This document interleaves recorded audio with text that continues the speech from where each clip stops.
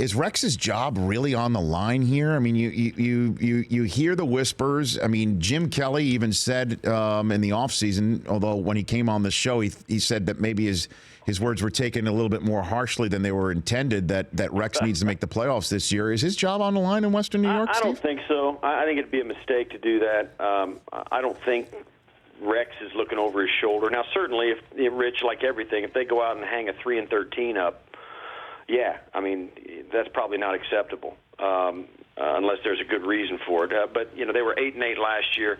They dropped a couple of games. They had some when Tyrod Taylor got hurt for a couple of games last year, they dropped both those games that they needed to win. But I think if this is a team, I mean, what are you going to do if it happens in one of those years where you go 11-5 and get shut out of a wild card? That happens every handful of years, So if they put one of those seasons up, of course, if you don't make the playoffs, you're not going to lose your job because you went 11-5 or 10-6 and get shut out.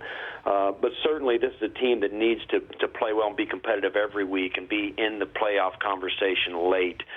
They expect to be, and I have every reason to think they will be. So I do not think Rex is on the hot seat unless the unforeseen happens and the team really tanks, which I don't think is going to happen. But the one thing that even Jets fans would attest to is that one thing that Rex Ryan's teams were not. There were holes that certainly offensively challenged from time to time because Rex even admitted when he was with the Jets that he was focused on the defensive side of the ball.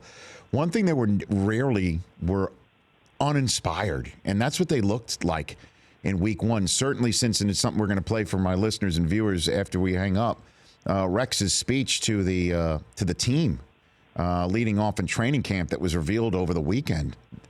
For them to play the way that they did in week one after that, it leaves you wondering if they are buying what he's selling, Steve.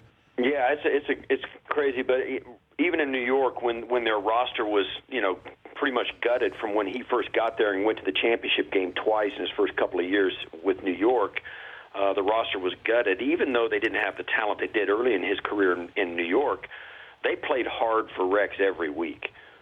They really did.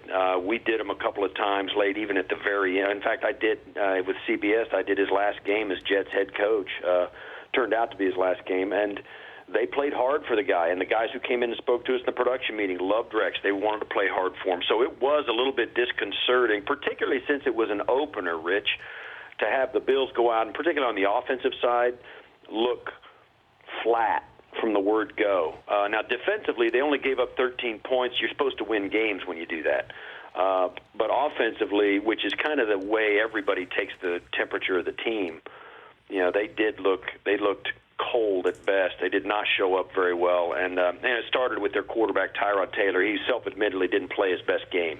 But the uninspired nature of the effort they put out against Baltimore last week really had some people in a state of alarm here in Buffalo. Steve Tasker joining me here on the Rich Eisen Show. Jim says that Tyrod Taylor could be a Super Bowl winning quarterback. Is he just waving the flag there in Buffalo, or is he? No, I don't think so. I think it was interesting that Tyrod, for a lot of people, was kind of a throw-in. When they thought Matt Castle was going to come in and win the quarterback job away from E.J. Manuel, and they said, oh, by the way, we got this Tyrod Taylor guy. So they come in for this three-way training camp competition for quarterback, and literally from day one, Tyrod Taylor was head and shoulders above the other two guys. He was the guy from day one. He just separated himself. He's got a presence about him in the huddle that other guys want to rally around. He's a great athlete, got a great arm, throws a very good deep ball, which is kind of head-scratching because they hardly did that at all in week one of this season. They led the league in big play touchdowns last year by a wide margin and then didn't go to that at all during the game in week one. But, yeah, there's every reason to believe Tyrod Taylor has a really bright future as the quarterback of the Buffalo Bills. And for a lot of reasons that don't have anything to do with week one and the way he performed. The Rich Eisen Show, weekdays at noon Eastern on Audience.